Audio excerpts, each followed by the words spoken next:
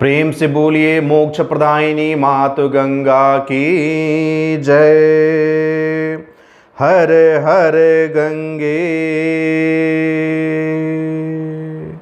हमारे YouTube channel Hindu तीर्थ स्थल में आपका स्वागत है। आदरणीय दर्शकों, मैं आलोक तिवारी आपका अपने इस चैनल पर स्वागत करता हूं और आज की इस वीडियो के माध्यम से हम आपको महाकुंभ प्रयागराज के बारे में कुछ विशेष जानकारियों से अवगत कराने वाले हैं, इसलिए आप इस वीडियो में अंत तक बने रहिए। आदरणीय दर्शकों, आप सबको ज्ञात है कि भारत पर्वों का देश है। यहां प्रतिदिन कोई न कोई तीज त्योहार मनाया ही जाता है। धर्म गुरु कहलाने वाले इस देश में आए दिन कोई न कोई धार्मिक आध्यात्मिक अनुष्ठान आयोजन होते ही रहते हैं। महाकुंभ मेला भी एक ऐसा ही भव्य आयोजन है जिसमें शामिल होने के लिए विश्व के कोने कोने से लोग पहुंचते हैं। संगम नगरी प्रयागराज में आस्था का एक ऐसा ही जमघट लगता है जिसे देखने के लिए सिर्फ भारतवर्ष के ही नहीं अपितु 7 समंदर पार के भी सैलानी आते हैं और आस्था की डुबकी लगाते हैं। इस महापर्व में सम्मिलित होते हैं। रोशनी से नहाई हुई पंडालों की नगरी, घंटा घड़ियालों के साथ गूंजते वैदिक मंत्र और धूप दीप की सुगंध। जी हां, कुछ ऐसा ही सुखद एहसास कुंभ नगरी में पहुंचने पर आपको मिलने वाला है। आस्था के इस महामेले में आपको साधु कहीं भव्य पंडाल में तो कहीं खुले आसमान में धुनी जमाए साधना में लीन देखने को मिलेंगे। विश्व के सबसे बड़े महाकुंभ मेले जैसा धार्मिक आध्यात्मिक अनुभव शायद ही कहीं मिले। महाकुंभ मेले की सबसे बड़ी खास बात यह होती है कि यहां बगैर किसी निमंत्रण के लाखों करोड़ों की संख्या में श्रद्धालु पहुंचते हैं। और दूसरी महत्वपूर्ण बात यह है कि श्रद्धा की डुबकी लगाने के लिए दूर दराज से आने वाले तीर्थयात्रियों को, श्रद्धालुओं को न तो किसी सरकारी सुविधा की कोई चाह होती है और न ही उसके न होने पर कोई शिकायत होती है। दूर दराज से आने वाला श्रद्धालु अपनी गठरी मुठरी बांधे संगम तट तक पहुंच जाता है और आस्था की डुबकी लगाकर अपने घर को वापस लौट जाता है। कितना अद्भुत, कितना अनोखा संगम है। एक तरफ त्रिवेणी संगम, दूसरी तरफ भक्तों का संगम। पावन तीर्थ में मनोरथ पूर्ण करने की चाह लिए पहुंचने वाले श्रद्धालुओं में भले ही लोगों की बोलियां, पहनावा, खान पान सब कुछ अलग हो, लेकिन उद्देश्य सिर्फ एक होता है, पुण्य की डुबकी लगाना। वे सिर्फ एक ही उद्देश्य लेकर के आते हैं कि पावन गंगा मैया, जमुना मैया और सरस्वती मैया के संगम स्थल में जाकर आस्था की डुबकी लगाएं और अपने घर को प्रस्थान करें। ऐसी मान्यता है कि इस महाकुंभ में आकर श्रद्धा की डुबकी लगाते ही पूर्व के और इस जन्म के समस्त पाप नष्ट हो जाते हैं। यदि आप पूर्व जन्म में अथवा इसी जन्म में भूलवश भी कोई पाप कर बैठे हैं तो वे सारे पाप भी इस स्नान से, इस डुबकी से दूर हो जाते हैं। गंगा, यमुना और सरस्वती के पावन संगम तट पर हजारों लाखों टेंटों के बीच लहराती धर्म ध्वजा के बीच जब आप भक्ति के गोते लगाते हैं तो आपको एक अलग ही आध्यात्मिक अनुभव की अनुभूति होती है। कुंभ का यही आकर्षण विदेशियों को 7 समंदर पार से इस पावन नगरी में खींच लाता है। वे ऐसे ही नहीं आने वाले हैं। यह आकर्षण उनके मन मस्तिष्क को पिंच करता है और इस आकर्षण को अपने मन मस्तिष्क में, अपने नेत्रों में समाने के लिए वे 7 समंदर पार से प्रयागराज में संगम नगरी में पहुंचते हैं। महाकुंभ मेला हिंदू तीर्थयात्राओं में सर्वाधिक पावन तीर्थयात्रा है। प्रयागराज महाकुंभ में अनेक कर्मकांड सम्मिलित हैं, जिनमें से स्नान कर्म कुंभ के कर्म कांडों में सर्वाधिक महत्वपूर्ण कर्म है। सिर्फ आप गंगा मैया में स्नान कर लीजिए, संगम में स्नान कर लीजिए, बाकी कोई कर्म कांड मत कराइए, आपको भरपूर लाभ मिलेगा। करोड़ों तीर्थयात्री और आगंतुक दर्शकगण महाकुंभ मेला स्नान कर्म में भाग लेते हैं। जितना बड़ा जमावड़ा दिखता है, वे सब के सब एक ही उद्देश्य लेकर के आते हैं, सिर्फ स्नान और स्नान। वे पवित्र जल में डुबकी लगाते हैं। त्रिवेणी संगम पर पवित्र डुबकी लगाई जाती है। गंगा, यमुना और सरस्वती जहां पर मिलती हैं वही त्रिवेणी संगम है।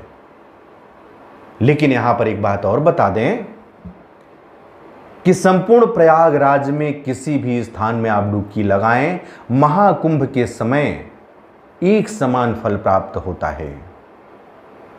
आप यहां आकर सिर्फ संगम में ही डुबकी लगाने की चाह रखेंगे तो शायद यह संभव नहीं है, क्योंकि करोड़ों की संख्या में श्रद्धालु एकत्रित होते हैं और संगम में उतना बड़ा स्थान नहीं है।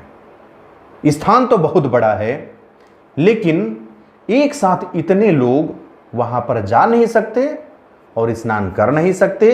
इसलिए आप महाकुंभ में आइए और जहां पर आपको सुविधा लगे वहां पर स्नान अवश्य कीजिए।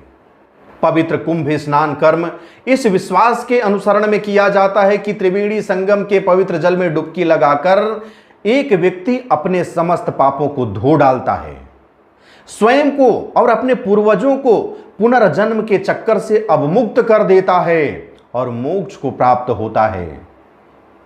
स्नान कर्म कांड के साथ साथ तीर्थयात्री पवित्र नदी के तटों पर पूजा भी करते हैं। यदि आपके पास समय है तो आप स्नान के उपरांत गंगा मैया का पूजन कीजिए, जमुना जी का पूजन कीजिए, सरस्वती मैया का पूजन कीजिए। जो जो कर्म कांड करने की इच्छा हो सब कुछ यहां कीजिए। और विभिन्न साधुगण के साथ सत्संग में भी भाग लेते हैं। यहां पर आपको जगह जगह पंडाल मिलेगा जहां पर सत्संग होता रहेगा। वहां भी श्रद्धालु अपनी स्वेच्छा के अनुसार पंडाल में बैठकर सत्संग में भाग भी लेते हैं। महाकुंभ मेला प्रत्येक 12 वर्षों में एक बार लगता है। 45 दिनों तक चलने वाला यह मेला मानव सभ्यता के सबसे प्राचीन और पवित्र उत्सवों में से एक माना जाता है, जिसमें देश के लोग ही नहीं बल्कि बड़ी संख्या में विदेशी भी सम्मिलित होने के लिए उपस्थित होते हैं। 12 वर्षों में ही क्यों होता है महाकुंभ का आयोजन? पौराणिक कथा के अनुसार पर महाकुंभ की उत्पत्ति समुद्र मंथन से हुई है। जब समुद्र मंथन से अमृत कलश लेकर के भगवान धन्वंतरी जी प्रकट हुए तो असुरगण वह अमृत कलश छीन करके भाग गए। तब अमृत कलश की प्राप्ति हेतु देवताओं एवं असुरों में भयंकर युद्ध छिड़ गया। घमासान युद्ध होने लगा। ऐसा माना जाता है कि युद्ध के समय अमृत कलश से अमृत की 4 बूंदें छलक गईं और 4 अलग अलग पवित्र स्थलों प्रयागराज, हरिद्वार, उज्जैन और नासिक अर्थात त्र्यंबकेश्वर में जाकर के गिरी। इसके बाद इन्हीं दिव्य स्थलों में ही कुंभ का आयोजन होने लगा। शास्त्रों में भी उल्लेखित है कि प्रयागराज को तीर्थराज अर्थात तीर्थों का राजा माना जाता है। ऐसी भी मान्यता है कि ब्रह्मदेव पहला यज्ञ यहीं पर किए थे, जिसका उल्लेख हमारे शास्त्रों में, हमारे धर्म ग्रंथों में प्राप्त होता है। इतना ही नहीं, देवताओं और असुरों में 12 दिनों तक अमृत को प्राप्त करने के लिए भयंकर युद्ध हुआ था। इस तरह से देवताओं के 12 दिन पृथ्वी के 12 साल के बराबर माने जाते हैं। इसी वजह से हर 12 साल में एक बार महाकुंभ मेले का आयोजन किया जाता है। शास्त्रों में उल्लेखित है कि पृथ्वी का 1 वर्ष देवताओं का 1 दिन होता है। इसलिए प्रत्येक 12 वर्ष पर एक स्थान पर पुनः कुंभ का आयोजन होता है। देवताओं का 12 वर्ष पृथ्वी लोक के 144 वर्षों के बराबर होता है। ऐसी मान्यता है कि 144 वर्ष के बाद अर्थात पृथ्वी लोक के 144 वर्ष के बाद और देवताओं के लोक अर्थात स्वर्ग लोक के 12 वर्ष के बाद स्वर्ग में भी कुंभ का आयोजन होता है। इसलिए उस वर्ष पृथ्वी पर महाकुंभ का आयोजन होता है और महाकुंभ के लिए निर्धारित स्थान प्रयागराज को माना गया है। अब आपको यहां पर एक महत्वपूर्ण जानकारी दे दें। कि एक तरफ बात हो रही है कि 144 वर्ष के बाद महाकुंभ का आयोजन होता है, दूसरी तरफ यह भी बताया जा रहा है कि प्रत्येक 12 वर्ष में महाकुंभ का आयोजन होता है। प्रयागराज में प्रत्येक 12 वर्ष में कुंभ एवं 6 वर्ष के अंतराल में अर्धकुंभ का आयोजन प्राचीन समय से ही चलता आ रहा है, लेकिन अब वर्तमान में इसका नाम परिवर्तित करते हुए जो 6 वर्ष में अर्धकुंभ था वह कुंभ कर दिया गया और 12 वर्ष में जो कुंभ था उसे महाकुंभ का नाम दे दिया गया।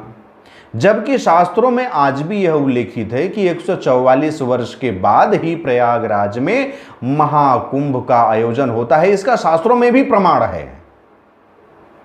लेकिन ठीक बात है, आप महाकुंभ ही मान लीजिए, क्या फर्क पड़ना है। आप आइए, श्रद्धा की डुबकी लगाइए, अपने पापों को धो डालिए। भैया 144 साल तक आप जिएंगे या हम जिएंगे? नहीं जिएंगे। इसलिए काहे को 144 साल का इंतजार करना। 12 साल में ही आप महाकुंभ मनाइए, 12 साल में ही आप जाइए, आस्था की डुबकी लगाइए, अपने आप को धन्य बनाइए। 144 साल तक का इंतजार नहीं हो सकता, हम तो जिएंगे ही नहीं, तो हम इंतजार कर ही नहीं सकते। इसलिए हम 12 साल के महाकुंभ में ही सम्मिलित होते रहेंगे। महाकुंभ मेला अपनी विशिष्टता और भव्यता के लिए पूरी दुनिया में प्रसिद्धि बना चुका है, इसलिए आप चूकिए मत। आस्था की डुबकी लगाने महाकुंभ मेले में अवश्य आइए। और आप यह भी नहीं कह सकते कि हमारे पास समय नहीं है। पूरे 45 दिन का समय है, 45 दिन में एक न एक दिन का समय तो आपको मिल ही जाएगा, इसलिए कोई भी बहाना नहीं चलेगा। यह मेरी ओर से अनुरोध है कि आप कुंभ में अवश्य आइए और अपनी उपस्थिति माता गंगा की पावन नगरी में अवश्य दर्ज कराइए।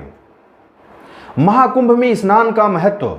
महाकुंभ मेले में पवित्र नदियों में स्नान करना बहुत ही महत्वपूर्ण माना जाता है।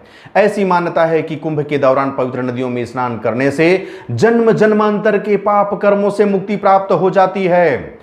प्रयागराज में लगने वाले महाकुंभ मेले में स्नान का महत्व और भी अधिक बढ़ जाता है, क्योंकि यहाँ पर तीन पवित्र नदियों का संगम है। गंगा, यमुना और सरस्वती तीनों एक साथ यहाँ पर आकर के संगम बनाती हैं। यही कारण है कि प्रयागराज में लगने वाले महाकुंभ में संगम में डुबकी लगाना विशेष महत्वपूर्ण स्थान रखता है।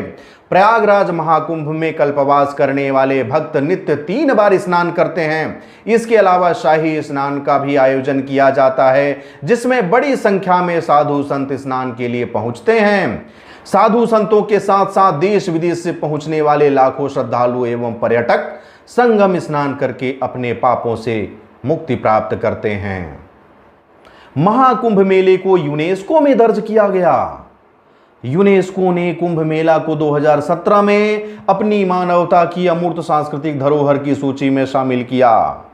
यूनेस्को की विश्व धरोहर सूची में शामिल होने से कुंभ मेला का महत्व और भी अधिक बढ़ गया है और यह सुनिश्चित करता है कि यह अद्भुत धरोहर आने वाली पीढ़ियों तक सुरक्षित बनी रहेगी। इस तरह से इस वीडियो के माध्यम से आपके सामने महाकुंभ के बारे में जानकारी प्रस्तुत की गई। मैं आशा करता हूं कि यह जानकारी आपको पसंद आई होगी। यदि यह जानकारी आपको पसंद आई हो तो मुझे कमेंट बॉक्स में लिख करके अवश्य बताइएगा। कुछ न लिख सकें तो जय गंगे मैया अवश्य लिखिएगा। साथ ही साथ इस वीडियो को अधिक से अधिक लोगों तक पहुंचाइए, जिससे कि सभी लोगों को महाकुंभ के बारे में यह जानकारी प्राप्त हो सके। अब मुझे आगे दीजिए, मिलते हैं अगले किसी नवीन रोचक जानकारी के साथ। तब तक के लिए जय गंगे मैया, जय जय गुरुदेव।